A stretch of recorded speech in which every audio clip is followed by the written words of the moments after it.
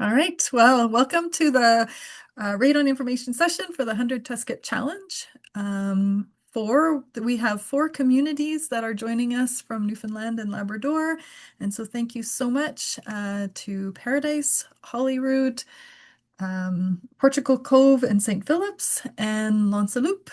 So we are really thrilled to be able to work together with each of you, your communities.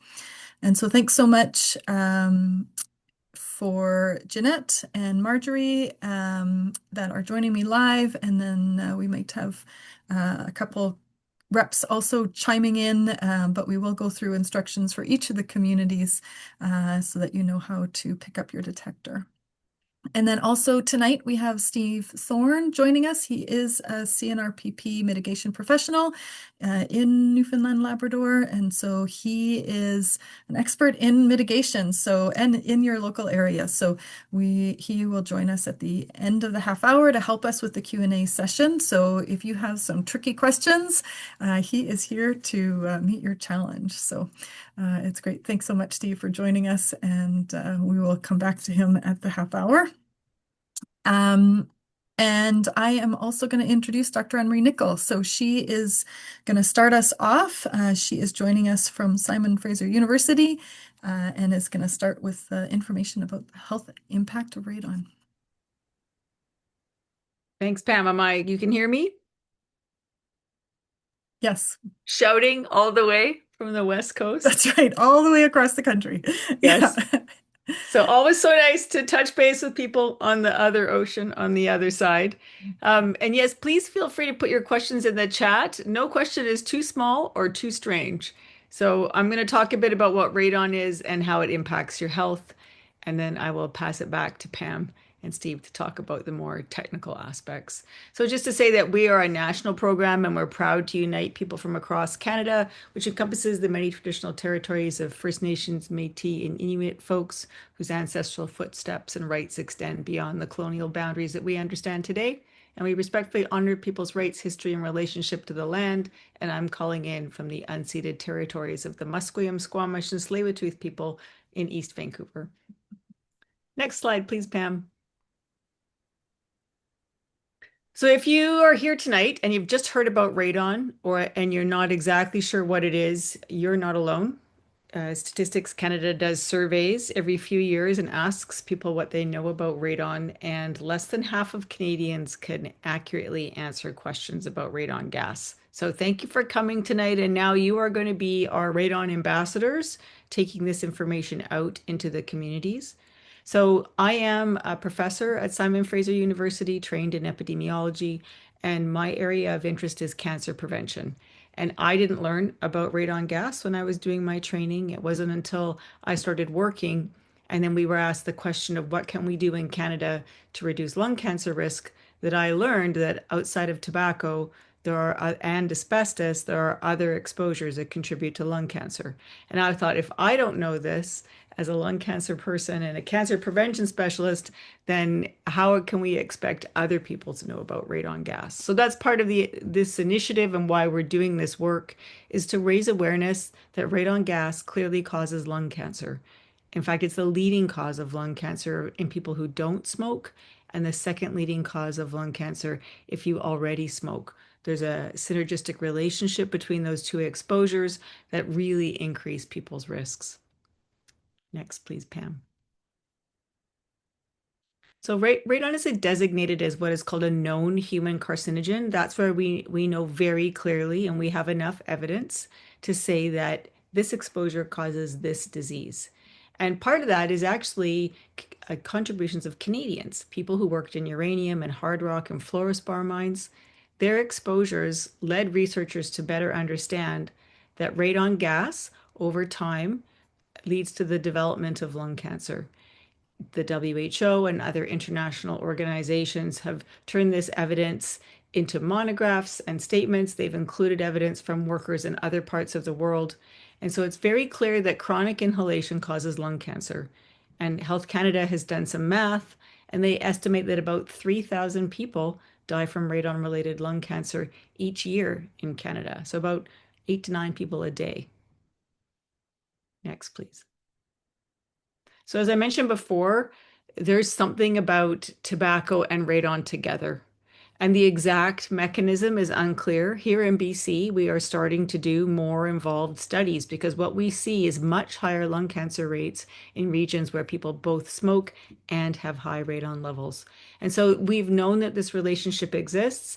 The exact mechanism is still unclear, but what is very well evidenced is that if you live in a high radon region, your likelihood of developing lung cancer is 1 in 20. That is not a small risk. But if you add tobacco smoking to that, it shoots up to 1 in 3. So if you are a smoker or an ever smoker, or you live with a smoker, testing and reducing for radon is a big thing that you can do to improve your lung health, and it's literally much easier than quitting smoking. So this is part of why we really are talking about tobacco cessation and radon together, because those two things are really going to reduce the risk of developing lung cancer. And just one more point about lung cancer is that unfortunately, it's the one of the least survivable cancers still. So like pancreatic cancer, your likelihood of still being alive in 5 years is quite low. That has to do in part with early detection, which doesn't happen very much, but it is one of our least treatable and least survivable cancers. So anything we can do in Canada to reduce exposures, to reduce risk is really important. So like I said, in BC, we're really trying to tackle this thorny question of the interplay between tobacco exposure and radon gas exposure. I'm just going to walk you through this table a little bit. So in Canada, our regulatory guidelines, so the recommended guideline for when you should fix a home is 200. So those are the numbers on the bottom of this table. Above that is the risk if you're underneath that level. Now, radon is what's considered a linear low dose relationship, which means that as the exposure goes up, your risk goes up. So you can see that in this slide. As you go from 100 becquerels down to 600 becquerels, the lifetime risk of developing lung cancer goes up. So that middle column, those are for people who don't smoke, and the column on the right is for those people who do. So you can see that this more significant magnitude. Now you might think the difference between 1% and 4% isn't a lot, but that actually is a quadrupling of your risk between 100 and 600 becquerels. And I would like to say that those are very high levels, but they're not for British Columbia. I just was in the middle of doing some analysis of a table of interior region, and there's many, many homes over 1,000. So unfortunately, these numbers are slightly conservative in terms of our estimate of who is exposed and what their lifetime cancer risk can be. Next, please. So how are you exposed to radon gas? I'm sure none of you are uranium miners or people who work in underground mines. So how would you get exposed? Well, radon is a soil gas, and it goes from the ground, and it likes to leave. Gases don't like to stay cold and dense. They want to be free and warm and moving around in the environment. And radon gas, like other soil gases, trickles into homes through cracks in floors or walls, spaces around sumps and drains. And the levels tend to be higher in the basement or in ground contact rooms, and that's because the soil gas seeps in and over time can build up. Although it depends how you heat your home and what kind of systems you have for ventilation. Next, please. So where is radon a concern? Underground mines, although not so much anymore. If you actually work in a mine, your radon levels will be negligible because your health and safety regulations require that you take it out of your workplace. Unfortunately, those don't translate to homes. So homes, schools, any building that has ground contact actually has the probability of developing radon. And radon comes from the breakdown of uranium, and there's a little bit of uranium in all the soils across Canada, although some parts we have much more than others. So as a result, Health Canada really recommends that all buildings be tested. And I can tell you that they have tested every building that they are responsible for. The federal testing was actually done a while back. Some provinces have tested different structures, including offices and schools.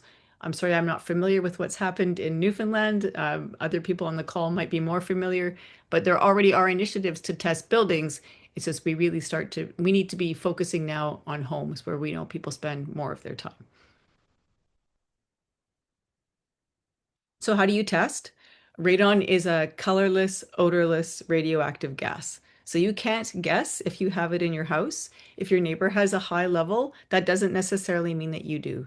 And that's because how you organize your house, how you use your house, how it was built, how it's settled, how sealed it is is really up to you and time. So it's possible that your house was built by the same developer, but you leave your windows open all year long. Or maybe you sealed your house up for energy efficiency purposes and have triple glazed windows. All of those things will actually influence what your radon level is. So the only way that you're going to know if you actually have levels in your home is to test, and there's many different ways to test. But in this program, we're focused on testing using a device called an alpha tracker.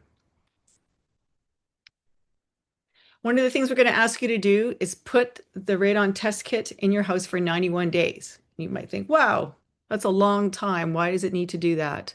And that's because radon levels actually fluctuate a lot. Again, it's a gas and they can go up and down. Believe it or not, the weather can influence how much radon is in your home. When there's high pressure ridges or low pressure days, soil gases are influenced by these meteorological conditions. So the radon level can shoot up and it can go down. So what we don't want to do is test in a time when it's really high or really low, because then we're even going to under or overestimate your risk. So we want the device to be in your house breathing air, the same air that you breathe over time. And as it sits there, the radiation that's given off by radon gas makes little pits inside the device. And then when you send it to the lab analyzes it and says how much radiation was given off in the air that you breathed on average. And that's what we use to estimate risk. So that's what we want to leave it for 91 days. Pam will also tell you that you don't want to find the worst place in your house or the best place.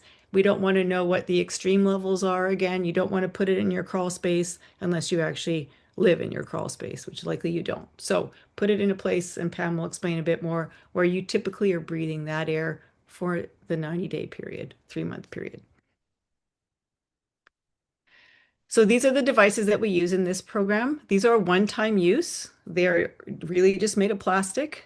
They can fall off the counter and you just pick it up and put it back on. They have no batteries. There is no on switch. All you need to do is take it out of the plastic that it comes in and put it in a place that Pam will tell you a little bit more about. These are some of the most accurate kinds of test kits, even though they just look like a little bit of plastic. And we actually follow rigorous quality assurance protocols to confirm that they're accurate. And Pam will explain why some of you might get 2 rather than 1. And that's again because we're making sure that the devices are accurately measuring what we're asking them to measure. So you're going to put the device in for 91 days, send it off, you send it back to where you got it from. It goes to a lab. They read the pitting from the radiation, and then you will be emailed your own number back to you. And you're going to go, what is this number? So the number is measured in becquerels per meters cubed. This is the unit of measurement for radon in Canada. It is not what's used in the United States. So please don't compare yourself to the US regulatory limits. The government of Canada recommends that you consider fixing your home if your levels are above 200. And this is which is where we start to see a significant increase in the risk of lung cancer. If your levels are just under 200, this is a period of, I would say, watchful waiting. So we know that radon levels can change over time. Certain things like earthquakes or construction or drilling in a neighborhood, all sorts of things, freezing and cooling of the ground can influence radon levels. So if your level was 170, you might want to consider retesting in 5 years just to see if the levels have changed. If it's under 100, you're probably less concerned about that. But between 100 and 200, there's still appreciable risk. And just to say that our guideline of 200 is not the most health protective in the world. In the United States, again, they have a different metric, but theirs translates to about 150 becquerels. That's where they suggest people should make changes. And then in Europe, it's 100. So in Canada, they decided 200 because they felt that was what was actually practicable at the time, just given how much radon there is in Canada. Next, please. Okay, I'm going to actually hand it over to Pam because she knows a lot more about the Canadian National Certification Program than I do. And I will host the chat there and see if I can answer simple questions, and we'll ask some of the other ones out at the end. All right, sounds good. Thanks so much, Anne-Marie.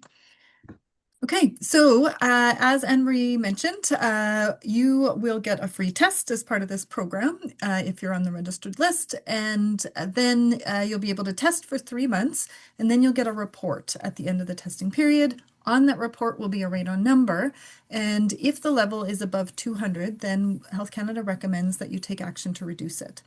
And in Canada, we have a national certification program. So CNRPP is our certification program. And we have professionals across the country. So you can go to cnrpp.ca and find a mitigation professional to help you with reducing the radon level. But we're going to just walk through it because it's relatively new for most of us, to explain a little bit what radon mitigation looks like. So the most effective way to reduce radon levels is a radon mitigation system, and that includes a pipe and a fan, and the pipe provides a pathway for the gas to go from beneath your house up and out into the outside air, where it discharges and goes down to very low levels. And so as you can see by the simplified picture, the pipe goes down into the subslab space, into just an open space under your concrete floor, or if you don't have a concrete floor, it would go through a membrane, a polymembrane. And then the pipe provides that pathway up and then out of the house and discharges out of the house. And then there's a fan that's added into the pipe system that provides a movement of air so that the air comes through that pipe and out. And so when this system is installed properly, it's simple and easy to maintain. But the key is it does need to be installed properly. So there's a couple things that will go into play. One is you want to make sure you have a well-sealed foundation. That will ensure that you're not drawing conditioned air down into the subslab space. It will also ensure that the fan can be more efficient, and remove the radon from across the full footprint of the slab. And then it's also important to make sure that proper discharge clearances are met and that that's the proper fan and proper pipe used to make sure it's a established system according to our standards. Typically, this can be installed in a day, and as I mentioned, then is good for the life of the home. There's a couple of pictures here, and so on the system there will be a monitor to help make sure that the fan is working. So I have a mitigation system in my home, and my fan is so quiet that I can't tell if it's working. So sometimes I'll go and I'll touch it, and I can sort of feel a little bit of movement. But I also have this manometer. So there's a YouTube manometer on the picture on your screen, and that has a little bit of liquid in it so that either side of the U, the liquid, U-shaped, will be a little bit off center. So sometimes it's a little bit more. Mine is a very little bit of movement of air, so it's just barely off center. But that gives you an indication that the fan is working. The fan should be working continually. It should be plugged in. And so another indicator would be an electronic monitor. So there's on this fan, this one is an electronic, and that would sound an alarm. And then we do also recommend, so a senior professional is required to recheck the radon measurement after it's been installed, and then that the homeowner would also make sure that there was a follow-up radon test in the following winter. And so I mentioned that it could be a concrete floor or a membrane system. So here's a couple of pictures of a poly membrane. And so again, it needs to be properly sealed. Any sump pits or openings should be sealed. It should be sealed across the perimeter, both mechanically and airtight, and then so that it does create that full barrier. Now, there also are measures in our National Building Code. And so I realize that the code applies in different ways across the province, but it is good to know about best practices. And so the National Building Code does have measures for radon in it. And these include a granular layer, so at least 4 inches of granular layer across the full footprint of the home. And that provides a communication layer. So as I mentioned, the pipe is going to draw air from one point.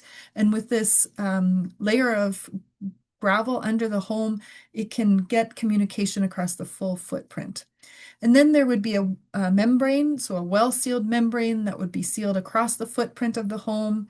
And then all areas would be sealed. So if there is a sump pit or any other openings, those would be sealed as well. And then there is a 12-inch capped rough-in. And so this is there just in case the house has been tested and levels are high, now you would cut off the cap and extend the system out with the fan. And so this is what's in the National Building Code, and maybe in new homes in certain areas of Newfoundland. There is also a standard, a CGSB standard for new construction. So if you are thinking about building a new home and you want to see that there are best practices included right from the time of construction, then you may want to reach out to a CNRPP professional and find out what the best practices are for new construction. All right, so if you do need to reduce your radon, then the Canadian Lung Association does have a national grant that you can apply to. It is worth $1,500 and it is intended for those that are low to moderate income. So if you apply for this, you will need to show proof of eligibility, and so that will either be proof of income, or you can also qualify if there is an occupant with lung cancer.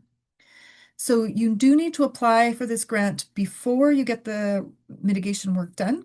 And in the application, you will need a long-term test report. So that's what you'll get with this program. And then you also need a quote from a CNRPP professional. So you'll need those two things at the point where you apply. And then you can submit the application. And once it's approved, then you can reach out and follow through with the work. Okay, so that's a little bit of the background. As I mentioned, we do have Steve that will call on after the presentation. So if you have any questions on reducing your radon, throw them in the chat or the Q&A, and we will take them to Steve in a few minutes here. But first, I'm going to walk through the 100 Test Kit Challenge program and help you with all the details that you need for picking up your kit and starting it. So there's 5 easy steps. You're going to pick up your kit. We will have they're in envelopes, and we will have a serial number on the outside. So when you pick up your envelope, you will want to make sure that the location has recorded the serial number next to your name. So some of them have various ways of doing that, but you can get your envelope and just double check that they've got that. But we do also want you to log on and give us your serial number and your contact information and your address and this date that you start the detector. So I'll walk through that process to make sure that we connect your information with your serial number so that when you ship the detector back to us, we have all that. You're going to take it home and set it up and then leave it in place. So we talk about 100 days in this program. Ideally, you want a minimum of 91, but we talk about 100 so that we kind of help you with making sure you get that minimum.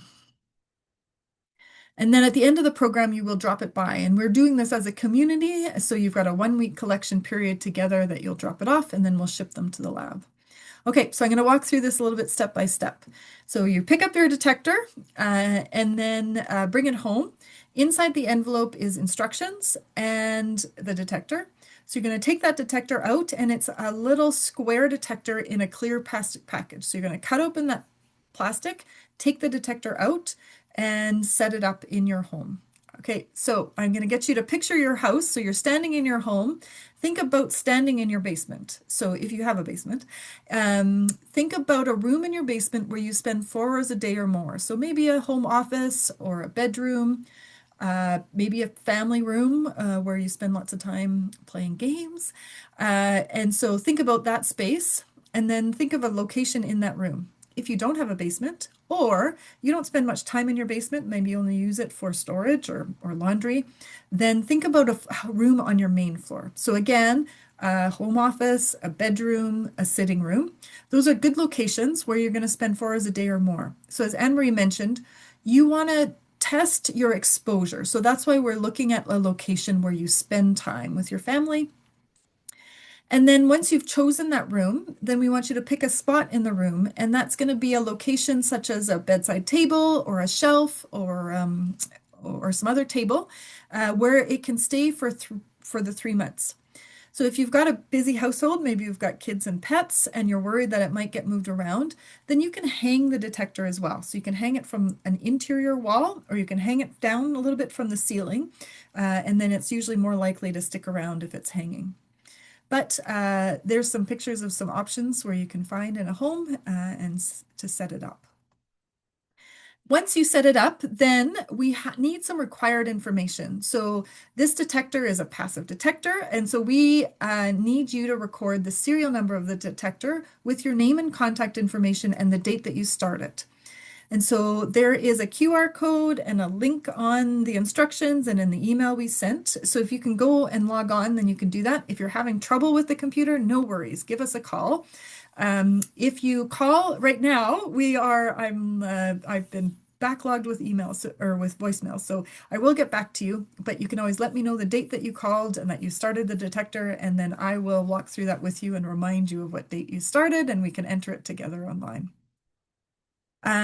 So as I mentioned, there's required information, your name, your address, your serial number, your contact information, and the start date. That's required information.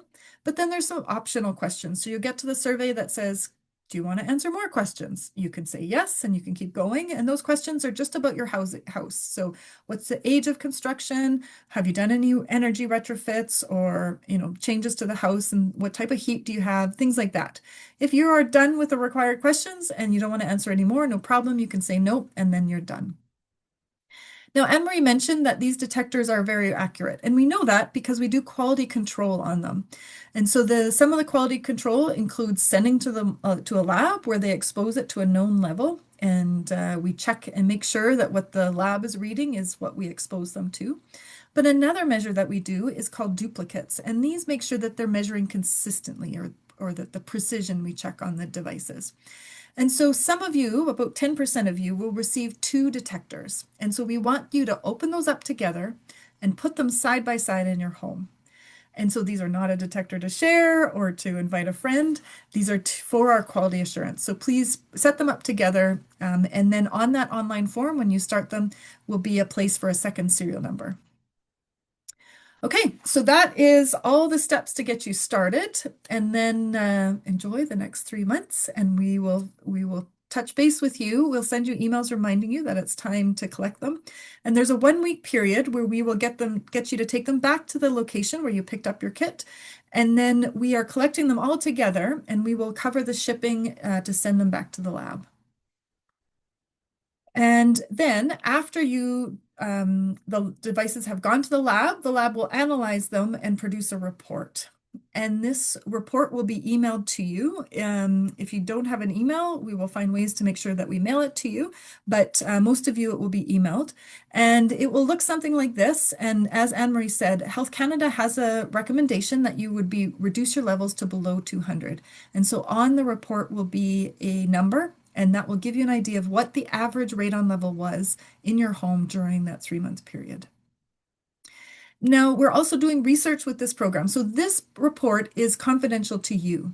So we don't share the radon level with your address with others. But what we do is we summarize the information when we roll it up into a combined report. So here's a couple of reports from the prairies from a couple different years, but we have put together a summary report. And so you can go on our website at our takeactiononradon.ca and look in Atlantic, and then you can see that there are various reports for our Atlantic provinces, and you can see from some of the communities around. But on the report, we have the number of homes that participated in the project, the percentage of homes that were above 200, and then you can see a breakdown of the homes across the different radon levels. And then it also has some basic information. So if somebody comes across it that hasn't been participating and doesn't know anything about radon, it should hopefully answer all their questions. And so that will be about next summer.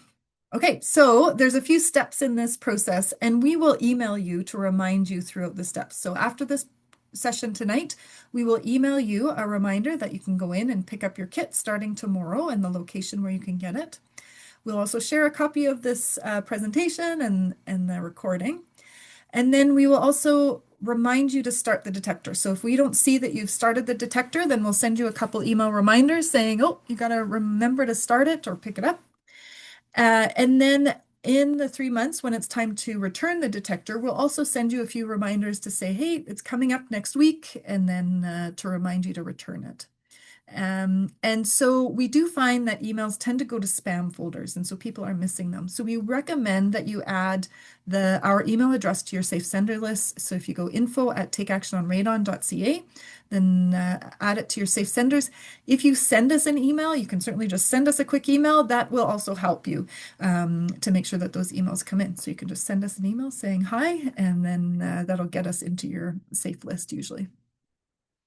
All right. So that's all the basics. So feel free. I see some questions coming in, which is great. And let us know if you have any questions. But I am going to just walk through the distribution locations. So for those of you that are in Portugal Cove and St. Philip's, you can go into the town hall starting tomorrow to pick up the kits. And that will start on sorry, that will be their hours are 8:30 to 4:30. So you can go in anytime during their hours to pick up the kit. And Julie and Laura will help you out. And so I'm not sure if they were able to log in tonight, but Julie and Laura, if you've got any instructions, then you can put them in the chat to let us know. Oh yeah, Laura is on the line. So Laura, you can throw those in the chat if you want, or you can unmute and join us too if you want to give some instruction. And then we also have Marjorie from Holyrood. And so there's the address where you can go and pick that up. Marjorie, do you have any instructions for us for people coming in and picking the kits up from Holyrood? No, nothing other than the information there. Yuberde Keo building at 34 Salmon Line. We will start the process tomorrow. We are ready anytime from 8:30 a.m.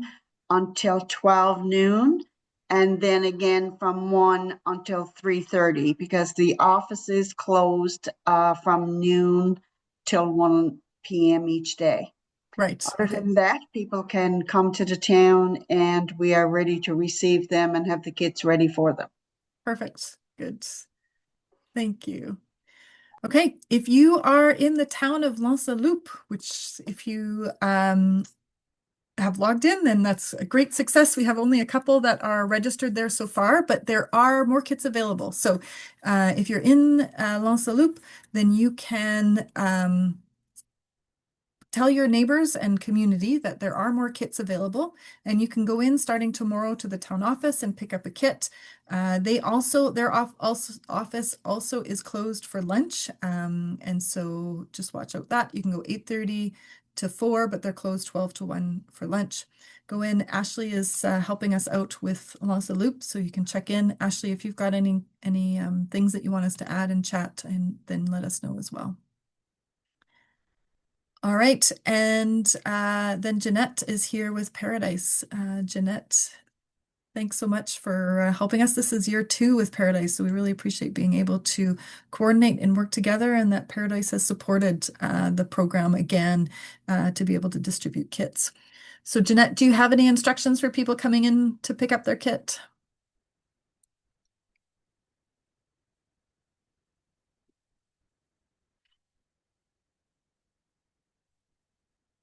I'll just give her a minute. I think we've got the address there on the office on the screen, so you can go into Town Hall and pick it up 8:30 to 4:30 Monday to Friday, and they have the kits there already, so you can go and pick them up tomorrow. And we were chatting beforehand, so they are well organized.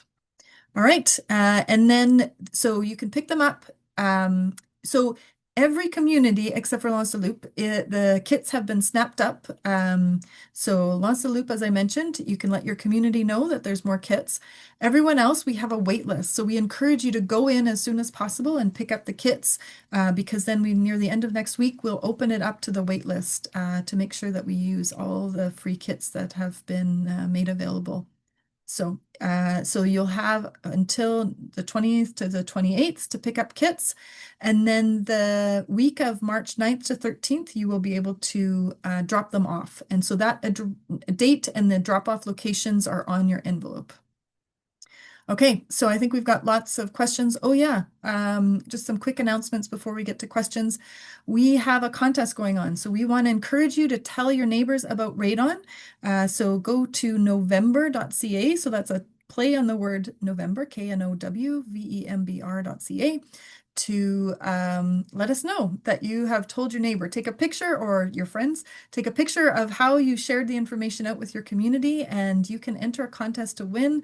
There are weekly gift card prizes of $50 gift cards, and then grand prize of Fitbit, a stand-up paddleboard, KitchenAid, and other gift cards. So enter the contest. And if you go to that website, you can also play the Radon game and find some more information out about Radon in your community.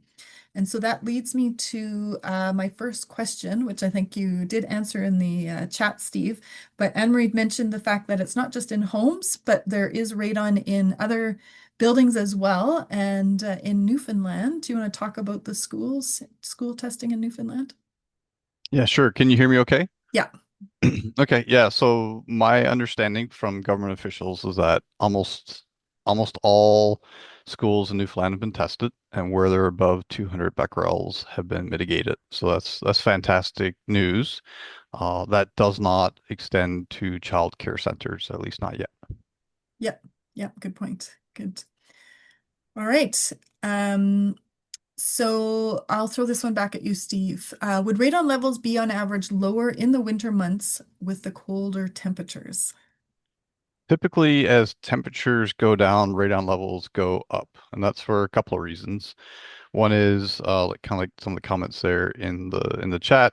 We tend to have our windows doors closed more in the winter. Um, and then the physics of how a home operates is also different, or at least exaggerated in the winter. So the pressures in your home that allow this gas to get sucked into your home are larger in the winter through what's called stack effect than they are in the summer. So there's more sucking action in the winter, pulling this gas into your home, so that can elevate the levels as well. So it's kind of a double whammy in the winter. Yeah, right. Okay, Anne-Marie, I'm going to throw this one at you. Is radon exposure connected to other types of cancer besides lung? That's a great question. So if we think about how we know that radon causes lung cancer, that was with healthy men who worked in a mine. And so that was very clear that lung cancer was the outcome. And so not a lot of other research has been done. That was sort of like they found the worst thing and off they went. But it's really hard to set up an experiment where you purposely expose some people to radon and others not to see what happens over time. So there hasn't been a lot more primary research. There's some correlational studies that suggest perhaps leukemia and lymphoma might be elevated, blood cancers, and that kind of makes sense because radon is soluble in blood. The other people that weren't tested were women and pregnant women. So there are studies at the moment looking at exposure to radon during the maternal window and then fetal outcomes.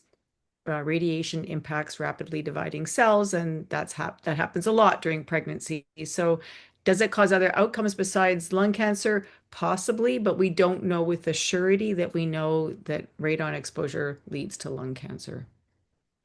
Perfect. Thanks, Anne-Marie.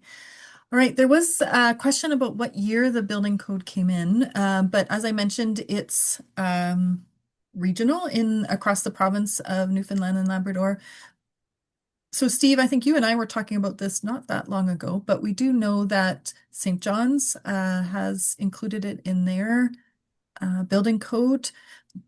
Do you know other communities off the top of your head that have been following Yeah, the so national St. building code? John's, Mount Pearl, CBS, Paradise, Gander, I believe Corner Brook have enforcement personnel that are out inspecting.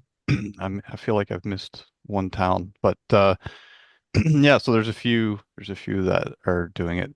Those municipalities probably represent about half the province, and I would suspect about half the homes that are getting built. But kind of outside the overpass, very few homes are getting inspected. And if they're not getting inspected, then the likelihood of having that radon rough-in pipe is almost zero. So I'm in Logie Bay, and even here, there's no radon rough-ins being installed. We just don't have the municipal enforcement officers to do the inspections.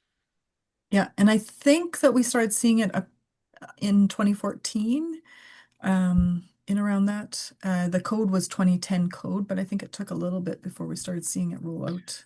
Yeah, I've been asking the the municipal inspectors when they started enforcing it. I think it's right around 5 years. I saw a comment here as well. Somebody said a house built in 2021 in St. John's didn't have it. So I think there was a perception, even amongst the building inspectors, and I won't try to speak for them, but that it wasn't a big enough problem here to warrant that extra piece of pipe. Now we all know different, and the municipalities that enforce the code are definitely enforcing the radon pipe now. Yeah, that's a good segue. And I know we could talk a lot about radon maps, and I know there's a lot of chatter in the chat about them. Um, so maybe we'll quickly just chat about that. So there are different radon potential maps. And so Anne-Marie, you were, I think, chatting a little bit about what a Mhm. radon potential map is. Do you want to explain what that is? Sure. So radon potential maps were maps that are actually created for a different purpose. They were made to look to see where uranium mining could occur in Canada. So they are generated radiometrically using a small plane, flew over Canada. They did some fancy calculations, did a few other things with the geology, and they've come up with these radon potential maps that show where the uranium levels are high. But that is not what's actually in people's homes. That's just talking about what is in the ground. So when you're looking at a map, just check to see if it says that it's radon measurements in homes, because that's going to tell you. So Health Canada put out a map. The CNRPP also has a map. Airthings, which is a continuous monitoring device company, they have a living map that shows ongoing monitoring. You might want to look at that too. So maps that represent measurements in homes are usually more helpful, I think, than radon potential, which is a what could be distinction. I hope that makes sense. Yeah, yeah, exactly. And so Okay. in 2012, we did see Health Canada publish a radon survey data. We it was sparse, I think, of the data across the province of Newfoundland and Labrador. Yeah. And so as we've gone in and done more community testing, we are seeing the percentage of levels increase, I think, in general, when we compare against the 2012 report. Yes. Yeah. Also, we had a question about that. Yeah, I I'll go noticed back and find it. if you had any comments on maps or anything as well, or Well, again, that your house is your house. So again, you might live in a high red region, but your house was built differently, or you use your house differently, or it's settled in a different way. So it doesn't necessarily mean that your house is going to test high, and that's why we encourage everybody to test their own house, because it can be quite different from the house that's next door to you. So just because it's red on the map doesn't mean that your level is above 200. yeah. All right, sounds good. There is some questions about the tests. So if you were on the list to get a free kit, then we will email you tomorrow to say you can get a free kit. If you're on the wait list, then we will email you in a week if there's still kits left. And so you can check your spam folder tomorrow to see if you've got one from us. And then the guidance for setting up the kit. So the one-use detectors, you want to set it up. It does, like, there's instructions on in the kit, and the instructions are based on Health Canada instructions and has like complicated measurements. But a couple key things that we say is just keep it simple, keep it up off the floor, and think about putting it possibly in your breathing zone. So if you sit in the room, think about putting it on a shelf, kind of where you're sitting. If you have pets or kids, put it up. We have actually done research where we put 20 detectors in a number of rooms to see and intercompare how they did, and they really don't vary that much all over the space. So the more important thing is that you know where it is after 3 months, that you set it up, and that you don't put it on the floor. So that is one key thing. And then we do recommend that you keep it away from the window, so about a meter away from the window and away from a heat source. So don't put it on your wood stove, and maybe put it a little bit away if you have a wood stove. And don't put it on a brick mantle. It usually doesn't have issues, but it may have some issues. So just don't put it on a brick mantle, put it a little away from that. So with these one-use detectors, that's pretty much all that you need to worry about. All right. Steve, do you want to talk about an HRV and radon mitigation? Radon levels. Absolutely. This is a great topic. So if a HRV is installed properly and maintained properly, is bringing fresh air into the home and exhausting stale air, and in theory that could and should dilute the levels of radon in a home. However, what we find is that HRVs are typically not installed properly or at least not maintained properly. And this really messes with the pressures inside of a home and really turns that HRV into a radon mining machine and is really just sucking radon in as fast as it can. So my ask is that everybody tomorrow checks the filters on the inlet of their HRVs, make sure they're clean, replace if necessary, and the little screen outside where the inlet suction is to your HRV, give that a check and make sure that's clean. Sometimes we see those completely clogged with mosquitoes and leaves and everything else. And that just really messes with the pressures inside your home and will significantly increase the radon levels. So that's one of the cheapest, easiest things you can do to help prevent radon in your or to reduce the radon levels in your home. Thanks. Thanks, Steve. There is a comment about seeing results. So one of the things that we do, we summarize the results and we do provide a report. We have been analyzing detectors across the country according to age of construction, we have been mapping it to see if there's any regions that maybe have pockets or anything like that. And then we have been looking for kind of other indicators.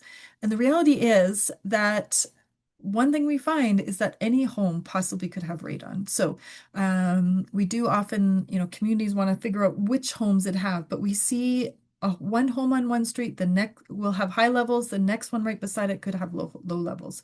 So one of our key messages is every house needs to be tested. We can't predict based on the street you're on, based on your neighbor's results, or based on the age of construction. It could be any age. But we are continuing to do research, but that really has been, after 8 years of doing this program, one of the key messages is it could be anywhere. Okay, any other questions that I've been missing, Steve, that you want to jump in on? I'll take a scroll back through here now. There was a question about a wood stove. And so it is possible, again, that's kind of one of the questions we asked, that a wood stove may impact the radon levels, but we want you to test the way you use your home. Just don't put it on the wood stove. Make sure you put it a little ways. Also, another question we often get is people leave their window open in their bedroom through the winter season. So if that's you, test the way you do, but maybe pick a different room other than your bedroom where you're testing.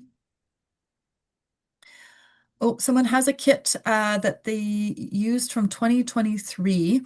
And is it still active? It depends on the manufacturer. So if you email me, I will do the research and figure out if that manufacturer will let you use that kit or whether you need a new one. So send me an email at info@takeactiononradon.ca. And there is expiry date, so that's why we encourage you to set these up right away. Don't put off using them. Pam, one of the comments I made there based on Dr. Nicole's presentation was we are seeing some very high levels of Yeah. radon in some homes. So probably have 4 homes now in the 3 to 4,000 becquerel range, including one that came in yesterday from Central. So yeah, we've seen kind of, I'd say 1, 2 here on the Avalon, kind of 1 in Central and 1 on the West Coast, kind of at those extreme levels. Wow. Yeah. Wow. Yeah. This is the thing, the more we test and the more we've run this program, the higher we've found levels to be. And in some ways, I think the focus of the Cross Canada survey done by the government kind of missed a number of important places and spaces. And the more we test, the more radon we find. And in some ways, this is good because the sooner people find out what their levels are, the sooner they can fix them. And that's good for not only you and your family, but whoever else is going to live in that home going forward. And it is too bad that we haven't had more action on radon until now because we've known for a while that radon is a problem in this country. And Newfoundland really was instrumental. The people in Newfoundland that worked in the fluorospore mine, their exposures were unique and they were instrumental to our understanding of radon and its impacts on the lungs. So, yeah, I'm glad that people are taking action now. Personally, as a scientist, I prefer that we'd done this a while back, but here we are, and it's important going forward that we are building houses that help keep radon out, because now we all know, and we should be doing better as new houses come online. Yeah. So Uh, your comment around the more we test, the more we find is certainly descriptive of what we're seeing here in Newfoundland. The 2012 study only had about 5% of homes um, above 200. The 2024 study now has us over 20%, 20, 21, 22%. Yeah, I think as we go along, we'll be kind of in the high teens or low 20s. That's kind of the data that I'm starting to see from the Take Action on Radon program as well as the test kits that we sell directly to consumers. Yeah, You go ahead. I just like to put a pitch in for energy efficiency. So a few years back, I got asked this question and I got quite interested in it. Like, what happens when we start to seal up our homes? And so many people got those government grants to tighten up their homes, tighten up their building envelope. But that's exactly what it does. It tightens it up. And unless you've spent a lot of time making sure it's balanced, you're actually going to be trapping soil gases, not just radon, but all sorts of other things, cooking fumes inside a home unless it's properly ventilated. So I've been advocating that if we're going to renovate and do energy efficiency, we should be thinking about radon at the same time because you might have had a lesser level, but now your home is tight. And that could be why we're seeing increased radon levels as well. When it yeah. comes to kind of the technological aspects of building code changes, there's the mantra is seal tight and ventilate right. So, um, we are sealing homes tighter for energy efficiency purposes, and then now the onus is on us to ventilate. And typically, ventilation has been the HRV, that fresh air machine bringing in fresh air and taking out stale air. What we're trying to do is to get people to think about ventilation as two pieces. One is the HRV, and if required, the radon fan. The other thing on the air tightness that I'll say is that where the leaks are in a home really matter. So I think as an industry, we've done a good job of getting the walls much tighter. So the doors and the windows have gotten much better. The vapor barriers that are on the walls have gotten much better.